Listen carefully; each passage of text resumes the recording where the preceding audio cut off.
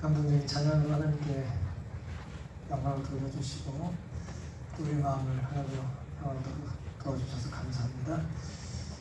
오늘 함께 살펴볼 말씀은 마태복음 14장 31절입니다. 마태복음 14장 31절 말씀 제가 봉독하겠습니다. 예수께서 즉시 손을 내밀어 저를 붙잡으시며 가라사대 믿음이 적은 자여 왜 의심하였느냐 하시고. 오늘 본문의 말씀은 오병이어의 기적이 있었던 다음날, 정확히는 다음날 새벽에 있었던 사건이 되겠습니다. 오병이어의 기적을 아시죠? 보리떡 5개랑 물고기 2마리를 가지고 예수님께서 5,000명의 장정을 먹이신 그런 사건입니다. 그런데 이제 마태복음 14장 31절 우리가 지금 살펴본 주제 성경절은 그 다음날 새벽에 제자들이 이제 폭풍우 치는 바다에서 이제 불안에 떨다가 이제 구원받는 장면인데요. 그 전날 큰 기적을 제자들이 목격했잖아요. 그리고 그 큰 기적에 동참했잖아요. 불과 몇 시간 지나지 않아서 길게 잡아도 12시간 정도에 이제 반나절도 채 지나지 않아서 제자들의 믿음이 이제 위기를 맞은 것입니다. 큰 일을 경험한 뒤에 큰 고비를 넘긴 다음에 종종 연약한 사람들은 실족합니다. 정상인 줄 알고 쭉 올라가서 이제 멋지게 사진 찍다가 이제 미끄러지는 거예요. 하나님을 알지 못하는 사람들은 막았겠다는 말을 하죠. 뭔가 잘 되는 것 같다가 안 좋은 일이 생기는 것입니다. 안 좋은 일이 생기는 것이 외부 환경이라느냐, 그거 어떻게 하겠어요. 그런데 이제 우리가 성경을 살펴보고 우리의 개인의 삶을 조망해 보면 안 좋은 일의 원인이 그 원인을 제공한 사람이 본인일 때가 많다는 것입니다. 인생의 단맛이 인생의 쓴맛으로 바뀌는 데는 오랜 시간이 필요로 하지 않아요.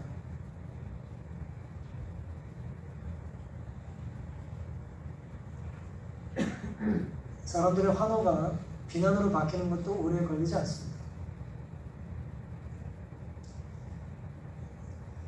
예수님 없이는 살 수 없을 것 같이 뜨거운 눈물을 흘리던 신앙인이 예수님 때문에 못 살겠다고 예수님을 비난하며 떠나는 일이 그렇게 멀리 있지 않은 것입니다. 우리는 손으로 공기를 잡을 수 없죠. 소중한 것들을 잡을 듯 혹은 잡은 듯 여기지만 잡혀지지 않은 것 때문에 실망할 때가 참 많이 있습니다. 오늘은 본문을 중심으로 믿음과 의심 사이라는 제목으로 말씀을 드리겠습니다. 제목이 조금 무겁죠? 믿음과 의심 사이입니다. 우리가 신앙인으로서 살다 보면은 한쪽에 믿음이 있고 한쪽에 의심이 있어요. 그리고 그 중간 어디쯤 우리가 삽니다. 여러분은 지금 믿음 쪽에 많이 기울어져 계십니까? 의심 쪽에 가까이 계십니까? 제가 보기에는 오른쪽에 좀 많이 앉아 계세요. 어떠세요? 지난 일주일 사시면서 혹은 지금까지 사시면서 믿음 쪽을 택하고 사실 때가 많으셨어요? 아니면 의심 쪽으로 기울어지셨던 적이 많으셨습니까? 우리는 믿음과 의심 사이에 살면서 종종 의심 쪽으로 기울어지는 유혹을 언제 받느냐면은 마태복음 14장 22절과 23절에 보니까 예수께서 즉시 제자들을 재촉하사 자기가 무리를 보내는 동안에 배를 타고 앞서 건너편으로 가게 하시고 무리를 보내신 후에 기도하러 따로 산에 올라가시다 저물매 거기 혼자 계시더니 그랬습니다. 이 무리들은 어떤 무리죠? 뭘 먹은 무리예요? 떡과 물고기를 먹은 무리들이에요. 오병이의 기적을 목격한 사람들, 직접 체험한 사람들, 그 혜택을 누린 사람들, 12광주리나 남았던 그 놀라운 기적의 동참자들이에요. 그 사람들 예수님이 어떻게 하신다는 거예요? 22절에 그 무리들을 보내시겠다는 거예요.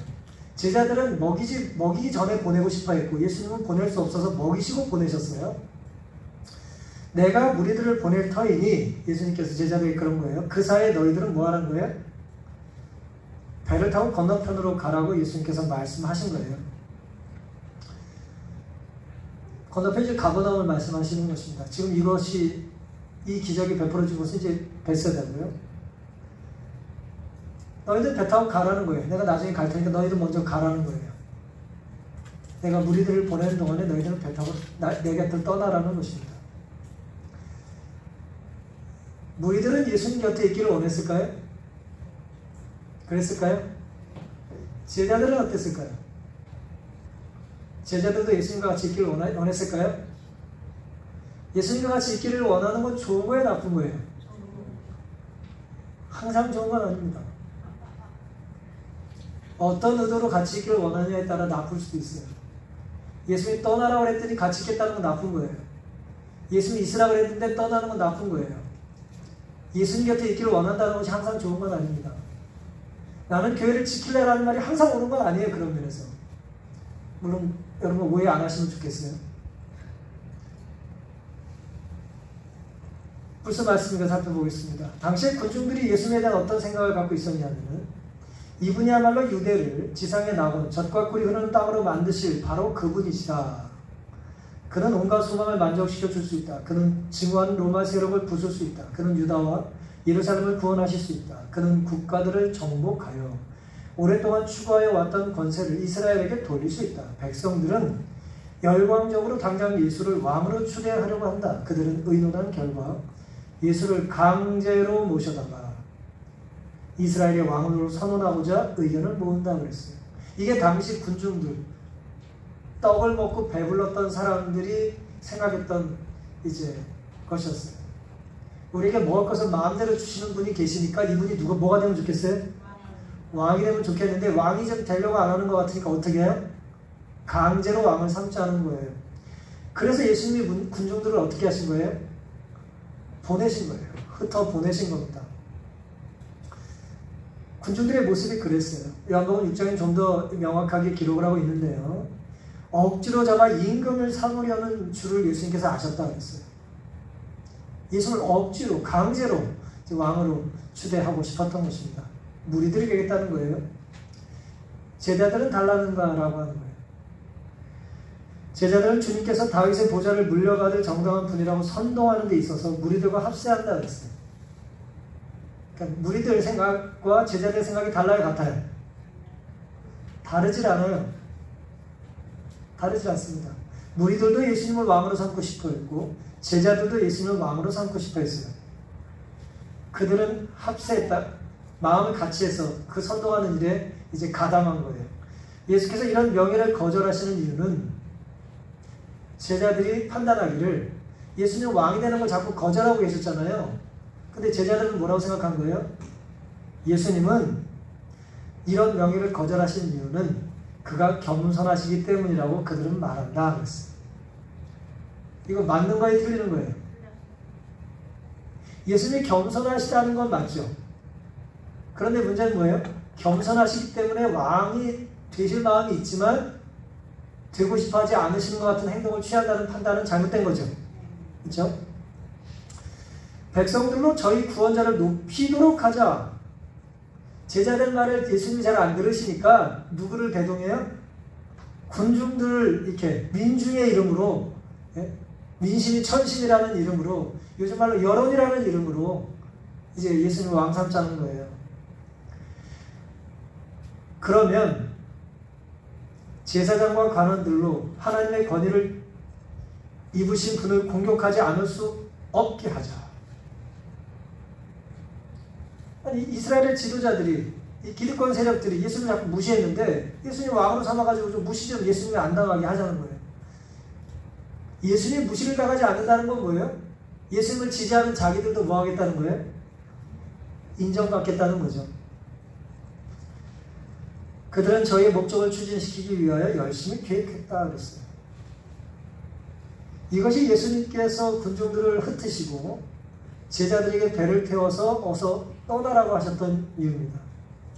오늘 우리 마음속에 군중이든 제자들이든 간에 믿음과 의심 사이에 어디쯤 있는데, 점 같은 우리 1차원적인 존재들이 2차원적인 선의의 존재를 한단 말이에요. 어디쯤 있어요 우리가 지금.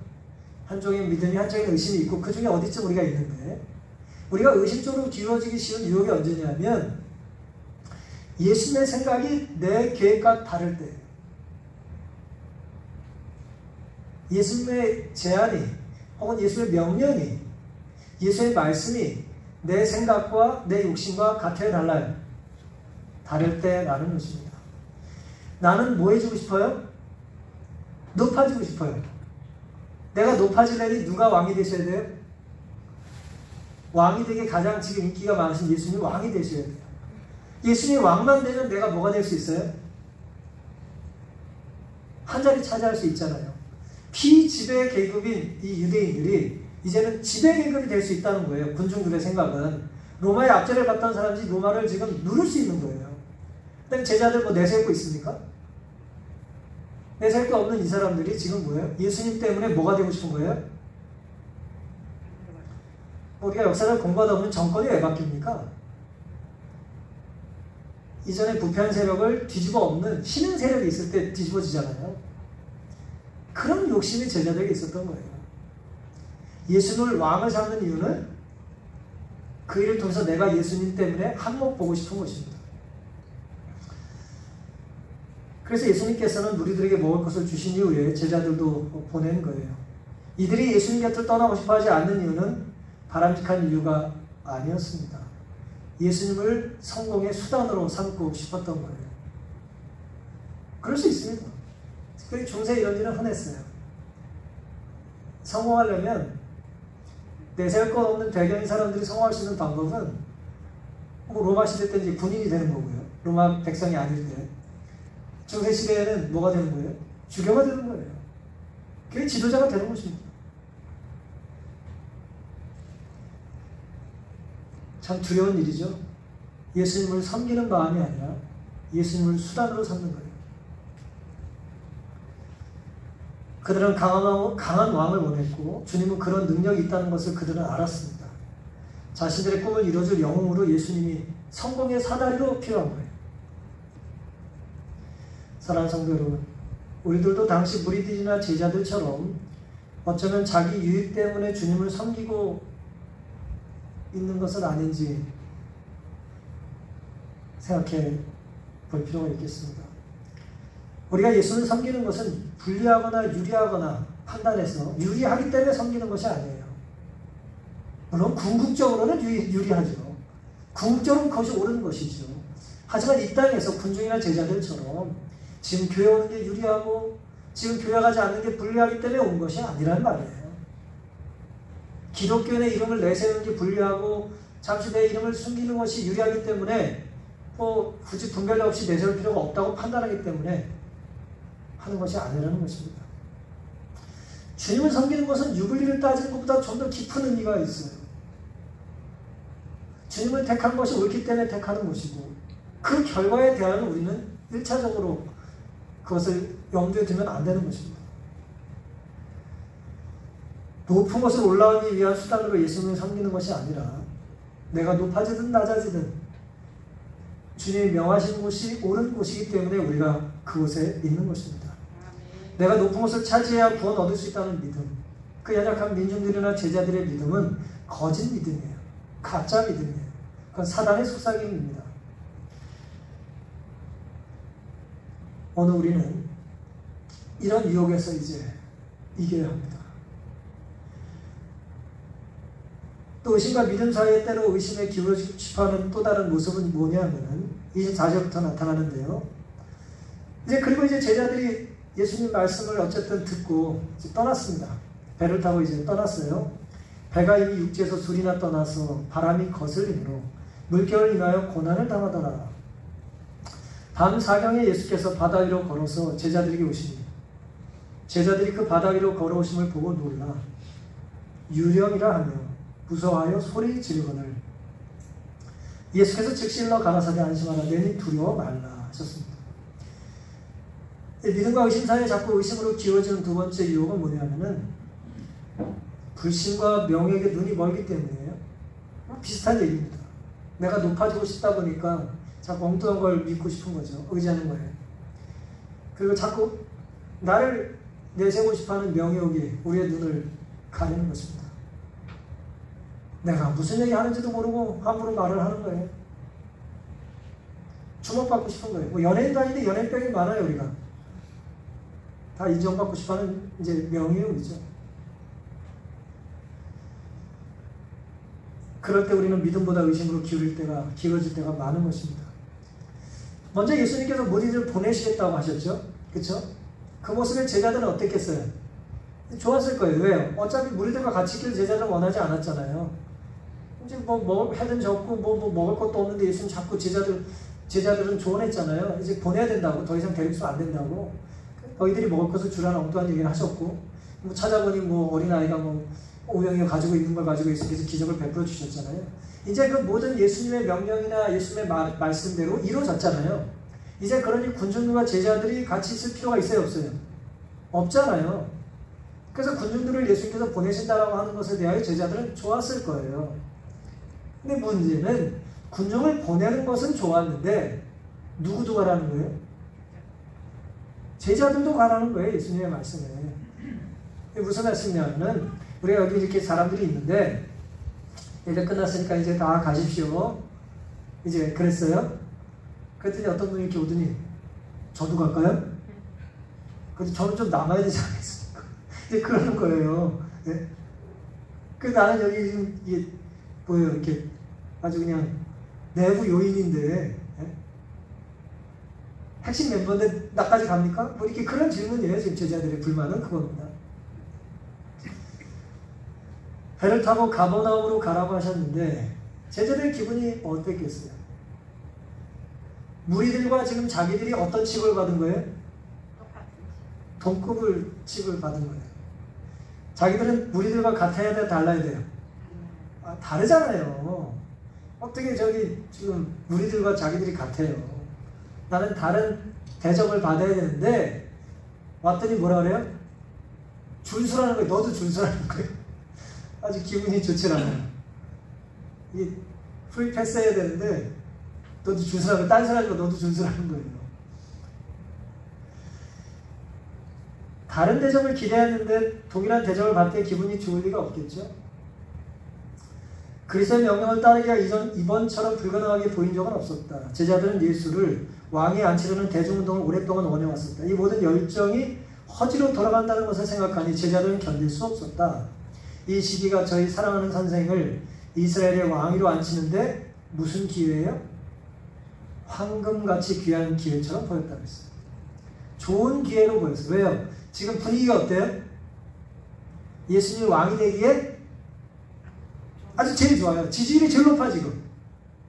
이전에 이만큼 지지율이 높을 때가 없었어요. 이때 뭔가 해야 돼요. 왜냐하면 대중들의 지지라는 건 어때요? 언제 바뀔지 모르거든요. 그러니까 이 기세를 몰아서 뭔가를 해야 되는 것이죠. 그게 제자들의 판단이었어요. 이 황금 같은 기회를 예수님께서 이제 살리지 못하는 것이죠. 제자들이 당연히 이제 불만이 있지 않았겠습니까? 그래서 제자들이 예수님이 떠나라고 했을 때 말뚝말뚝 눈을 뜨고 진짜요? 저희들도 가라는 겁니까? 라고 했다는 거예요. 제자는 예수가 분부하신 대로 즉시로 출범하지 아니하였다. 사람들 앞에서는 그렇게 말해놓고 다 보내고 나면 아이 니들은 있는 거지 뭘 내가 꼭 말을 해야 하냐?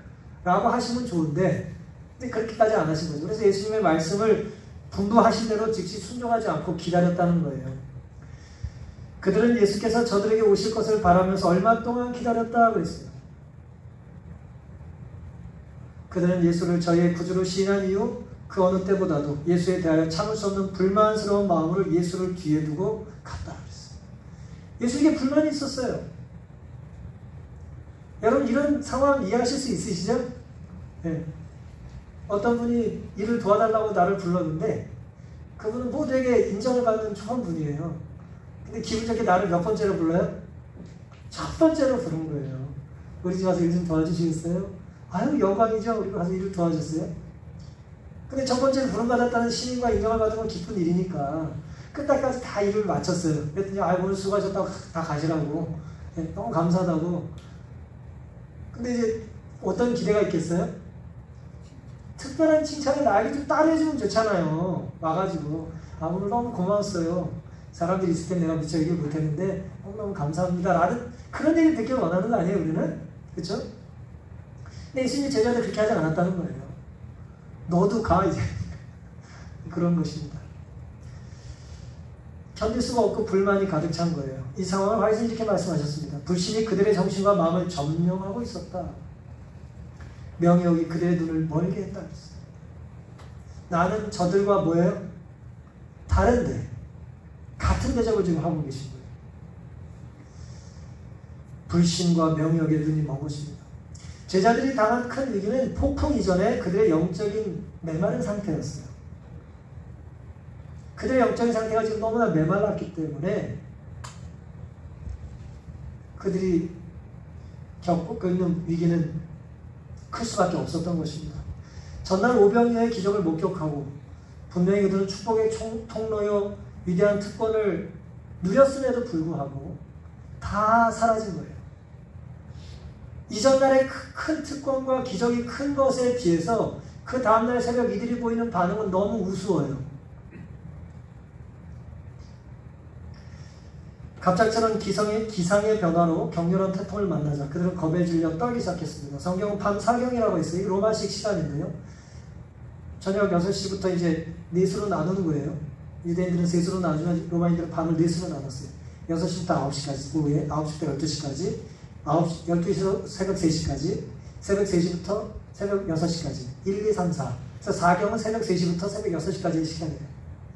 그때까지 제자들이 밤새 잠을 못 자고 노를 짓다가 지금 죽게 생긴 것입니다. 불평하며 승선했던 그들은 두려움에 떨며 지금 생존의 위협을 느끼고 있었어요. 그들은 불만도 불신도 안타까움도 다 잊어버렸다고 했어요. 죽게 되니 어떻게 됐어요? 높아질 생각을 할 겨를이 없어요, 지금. 그래서 어쩌면 인생에 자주면 좀 위험하고요. 어쨌든 죽기 전에 진짜 적어도 한 번은 죽는 경험을 하는 게 나쁜 것은 아닌 것 같습니다. 내가 철저히 무력해지는 경험을 하는 것은 나쁜 것이 아니에요. 내가 소중하게 생각했던 것들이 다 헛된 것이다 라고 하는 걸 한 번은 깨달아야 돼요. 명예와 욕심과 자랑과 물질과 이 모든 것들이 헛된 거다라고 하는 걸 경험하는 거예요. 죽음 앞에서. 죽으면 다 소용없는 거니까요.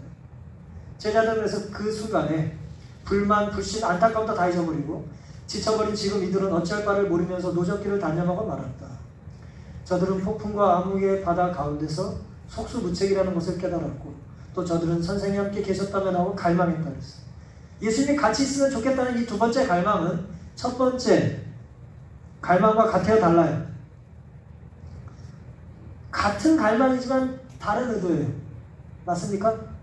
그전에 예수님과 같이 있어서 내가 높은 자리를 한 자리에 차지하고 싶어하는 어떤 보험 같은 걸 하나 차지하는 것이라면 이번에는 예수님이 계셔야 내가 죽지 않고 살 수 있다는 걸 고백한 것입니다. 하지만 예수님은 그들을 한 번도 잊지를 않으셨고요. 그들을 구원하십니다. 이제는 죽는다고 생각한 바로 그 순간 한 줄기 빛이 물 위에 그들에게 다가오는 신비한 모습으로 드러났다 그랬어요. 그러나 그들은 그것이 예수인 줄 알지 못했다 그랬어요. 예수님이 오셨는데 예수인지 못 알아봐요. 삶의 폭풍이 강하게 맹렬하게 몰아치면 그제서야 주님을 찾는 사람들이 있죠. 다시 말씀드리면 삶의 폭풍이 몰아치기 전에는 결코 주님을 찾지 못하는 사람들이 있습니다. 우리의 예수님을 향한 갈망이 느슨한 거예요. 절실하지 않은 거예요. 치우지 않은 거예요. 진지하지 않은 것입니다. 예수님 오시면 좋고 안 오셔도 괜찮아요. 이렇게. 예수님 없이 너무나 독립적인 삶에 익숙한 것입니다. 놀라운 것은 제자들이 예수님인지 알아보지 못하고 살려달라고 부르짖었을 때에 그 두려움 속에 외친 그 소리를 누가 들으세요? 주님이 들으신다는 거예요. 안심하니 내니 두려워 말라 말씀하십니다. 그러니 어제는 성공했고 오늘은 실패한다고 해서 주님을 향한 우리의 외침이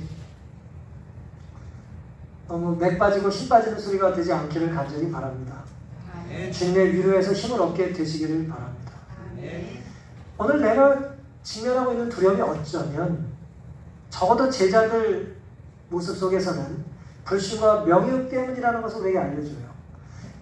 우리가 당하는 모든 어려움이 불신과 명예욕 때문은 아니지만 불신과 명예욕은 필경 우리를 불안하게 만들어요.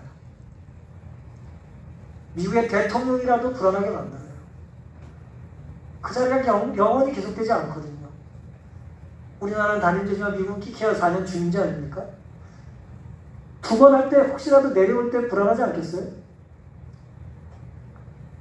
이 명예욕은 우리를 안전하게 이끌어주는 것이 아니에요. 중요한 것은 내가 주님을 알아보지 못해도 주님은 나를 알아보신다는 것을 우리가 깨닫는 것입니다. 이제 오늘 주제 성경절 마지막 본문인데요. 믿음과 의심 사이에서 우리가 자꾸 의심 쪽으로 기울어지는 마지막 유혹은 이제 베드로의 모습에서 나타납니다. 마태오 14장 28절. 베드로가 대답하여 가로되 주여 만일 주시어든 나를 명하사 물 위로 오라 하소서 한데 오라 하시니 베드로가 배에서 내려 물 위로 걸어서 예수께로 가되 바람을 보고 무서워 빠져가는지라 소리질러 가로되 주여 나를 구원하소서 하니 예수께서 즉시 손을 내밀어 저를 붙잡으시며 가라사대 믿음이 적은 자여 왜 의심하였느냐 하시고 밤에 배에 함께 오르매 바람이 그치는지라 그랬습니다. 여기 지금 굳이 말하면 세 부류가 등장하는 거예요. 첫 번째는 무리 전체라는 부류가 있고 두 번째는 제자들이라는 부류가 있어요. 그 다음에 베드로는 또 다른 부류예요. 그러니까 무리와 동급 취급을 받은 제자들은 불만이 많았죠. 그렇죠? 그런데 제자들의 모든 생각 속에서 우리는 다르다라고 하는 의식이 결코 끝나지 않아요. 뭐 예를 들어 운동 좋아하시는 분들, 예를 들어 운동을 하면 팀 운동을 하면 이제 우리가 응원을 하지 않습니까? 그러니까 이제 우승을 했어 우리 팀이. 그럼 그 다음에 뭐에 관심 있죠 사람들이? 우승팀. 그게 끝이에요? 절대 그렇지 않아요. 최우수 선수를 찾고 싶어요.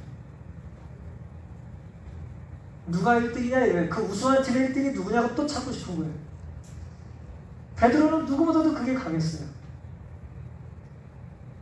그래서 예수님이 물 위에 걸어오시는 걸 보고는 뭐예요? 주님이시면 나도 물 위에 걷게 좀 해달라고 그랬어요. 예수님 뭐라 그랬어요? 걷다가 물에 빠지죠. 우리가 잘 아는 내용이에요. 바람을 보고 무서워 물에 빠진 거예요.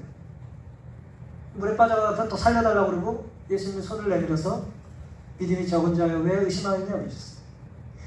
여기서 우리는 베드로의 문제가 무엇인지를 이제 생각해 볼 필요가 있는데요. 베드로는 제자들과 같은 취급을 받는 거에 만족을 못했어요. 제자들 중에서도 나는 뭐예요? 달라야 돼요. 달라야 된다고 생각하는 거예요. 물론 이 생각을 베드로가 한 건 아니에요. 제자들도 그런 생각을 했지만 베드로처럼 튀지가 않은 것뿐이에요.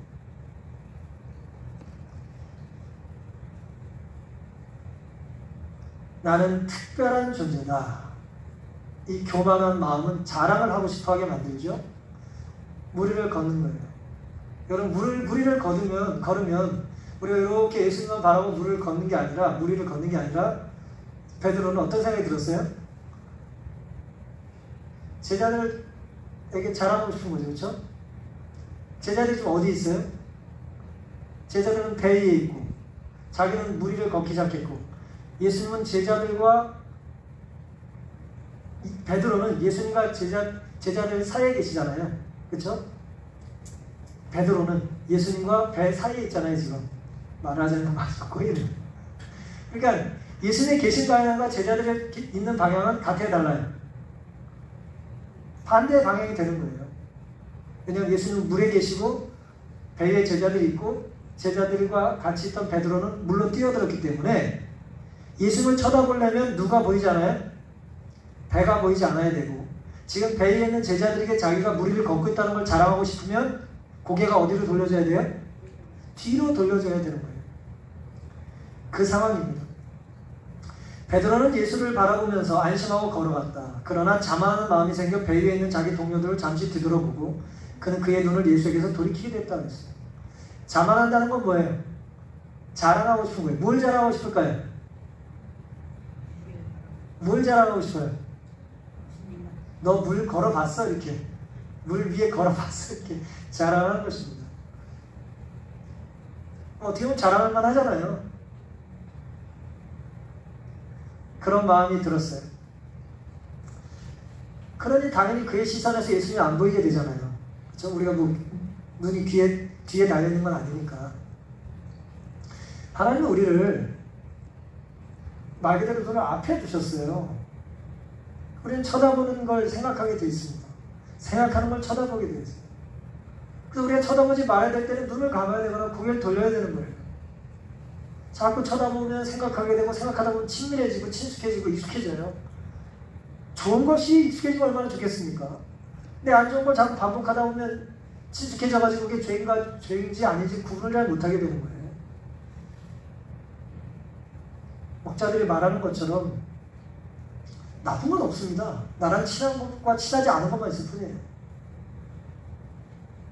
나쁜 사람은 없어요. 나에게 친한 사람은 다 좋은 사람이에요. 그러니 우리가 무엇과 친해질지를 잘 판단해야 되는 것입니다. 누구든 주님보다 자신을 앞세우면 그의 삶의 기반은 결국 무너져요. 어떻게 보면 베드로가 자랑하고 싶어하는 것, 무리를 걷는 것은 요즘 말로 사실이잖아요. 팩트잖아요. 그렇죠? 사실이잖아요. 나는 무리를 걷는다. 나만 무리를 걷고 있다.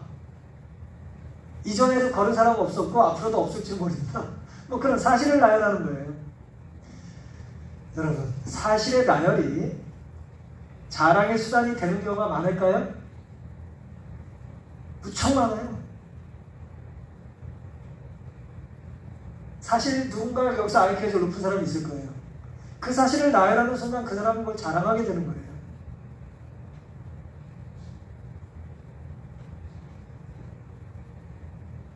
무리를 걸은 자신을 자랑하기보다 자신같이 시원찮은 사람을 무리도 걷게 하신 주님을 자랑하면 얼마나 좋았을까요?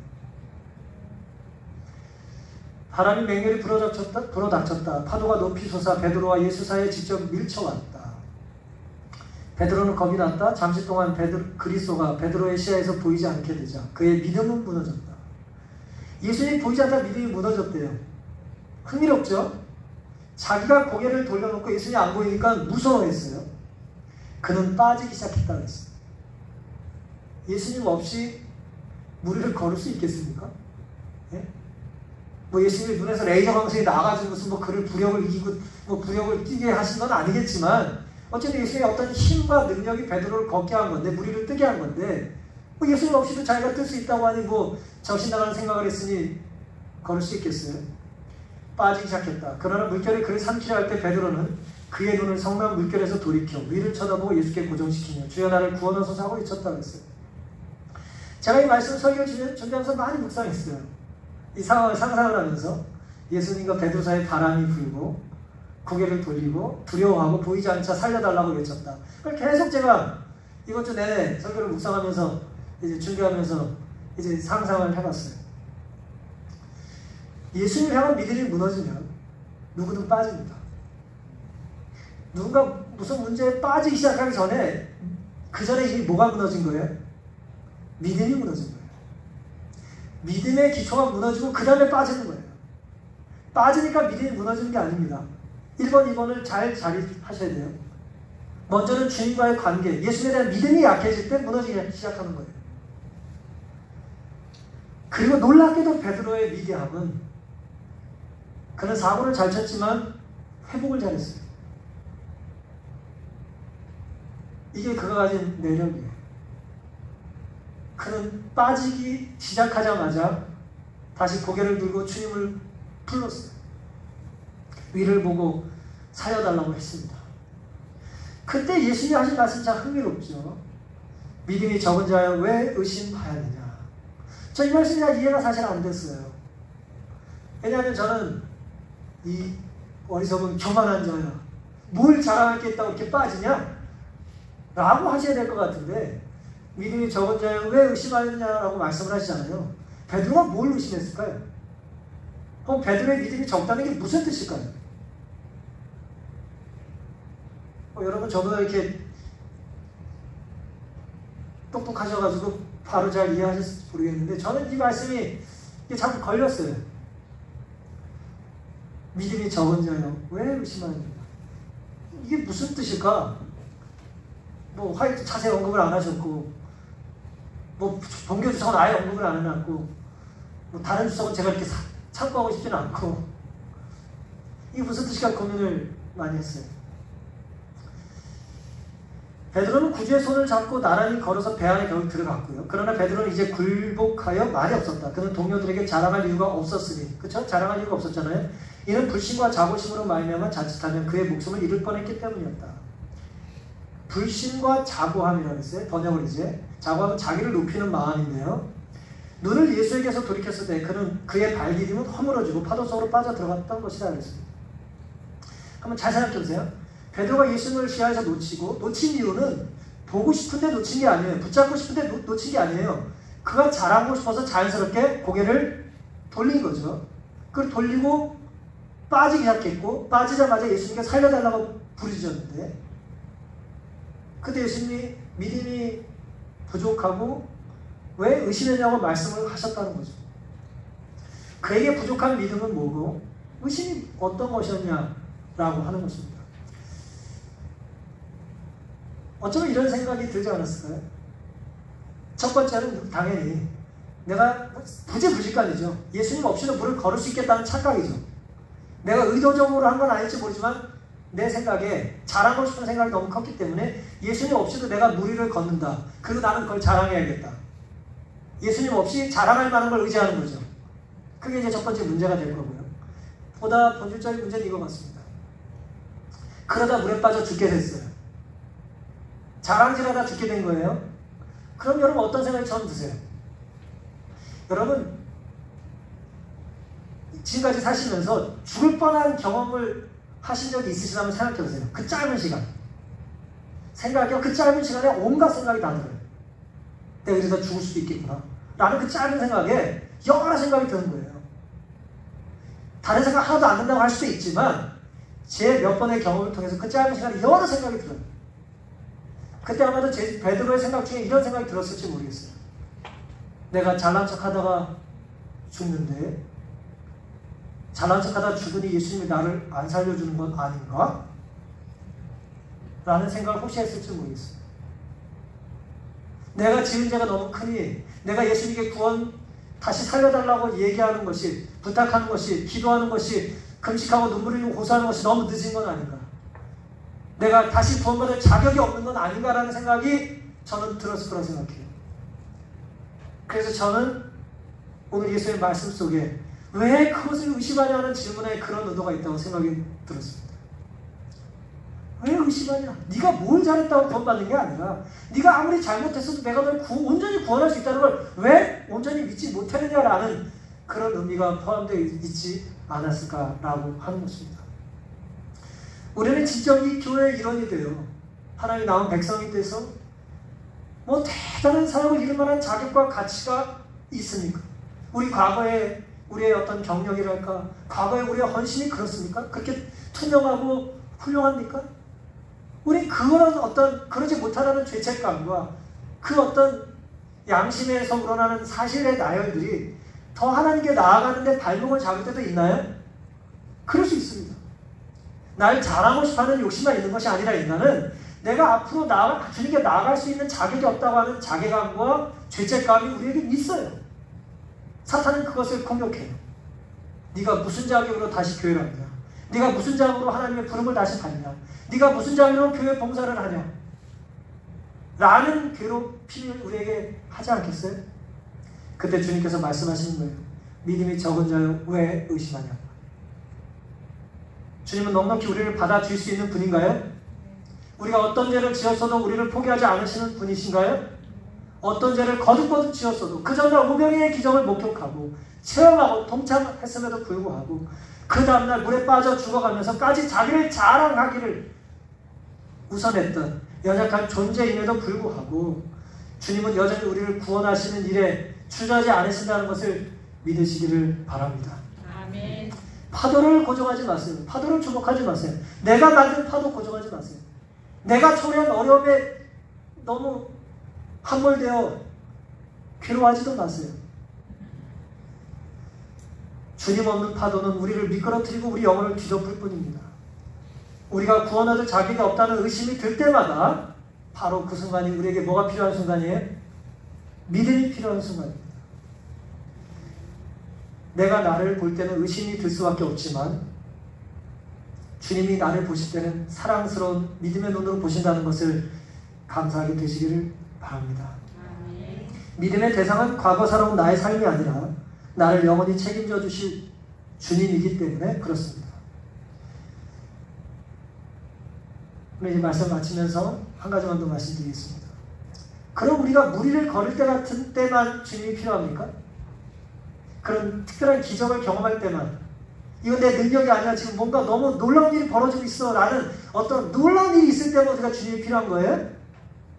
무리를 걸을 때만 주님이 필요해요? 의자에 앉아 계실 때는 주님 필요 없습니까?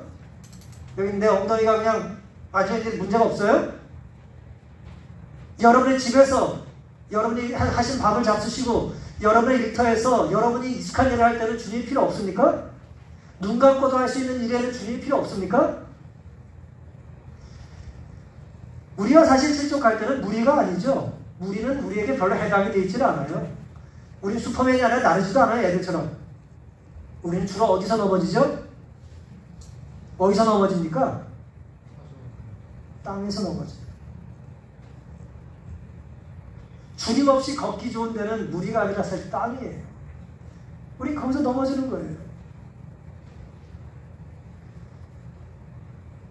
잘 뛴다고 넘어지고, 남보다 빠르다고 넘어지고, 남보다 오래 걷는다고 생각하면 넘어지는 거예요. 물은 빠지기도 하고, 물은 빠지지만 땅은 꺼지지 않나요? 위기의 순간 주님을 놓치는 것이 문제라면 평상에 살면서 주님을 잊고 사는 것도 큰 문제가 아니겠습니까? 우리가 안식일에 성전에 오거나 또 특별히 이제 온라인으로 예배를 드립니다. 안식일 당연히 귀한 거죠.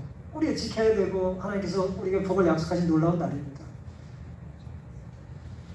우리가 안식일을 지키고 기다리듯 우리의 일요일에도 월요일에도 제가 아는 어떤 숲에 가면 금요일 오후잖아요 그러면서 책을 한권 쓰셨던데, 금요일 오후라도 우리가 주님을 믿고 의지하는 삶을 살게 되시기를 간절히 바랍니다.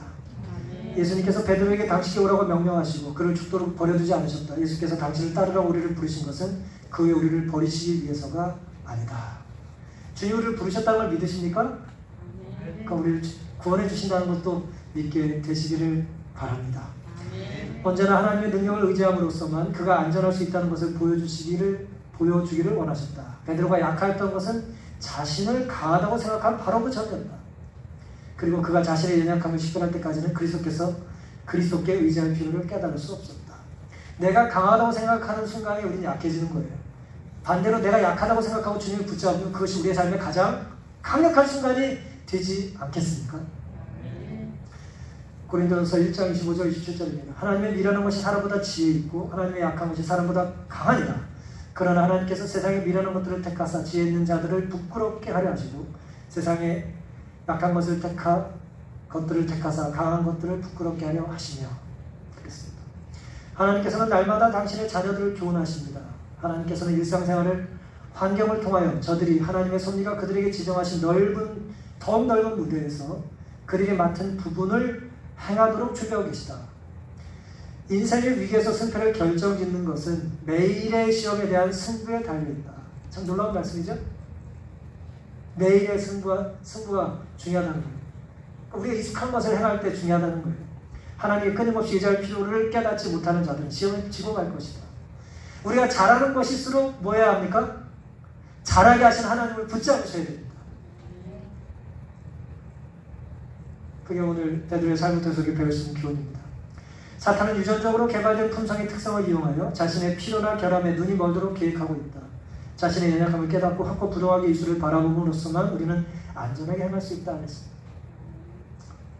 사탄은 대단한 존재예요. 유전과 개발된 품성의 약점을 공격합니다. 우린 반대로 해야죠. 유전과 개발된 품성의 약점을 붙잡고 인하여 누굴 붙잡아요? 주님을 붙잡아야 됩니다. 내가 이것이 약합니다, 주님. 저를 도와주십시오. 도와주셔야 합니다. 바람이 멈추고 제자들의 공포가 사라진 건 언제입니까? 마태복음 14장 32절. 배에 함께 오름에 바람이 그치는지라 하겠습니다. 주님과 함께 배에 오르시기를 바랍니다. 주님과 함께 물도 필요하면 걸으시고 땅도 걸으시고 두려운 밤을 견뎌 보시기를 바랍니다. 내 속에 의심을 내려놓고 주님을 향한 믿음을 가지고 한 주 아름답게 승리하는 생애 살게 되시기를 바라면서 오늘 말씀을 마치겠습니다. 아멘.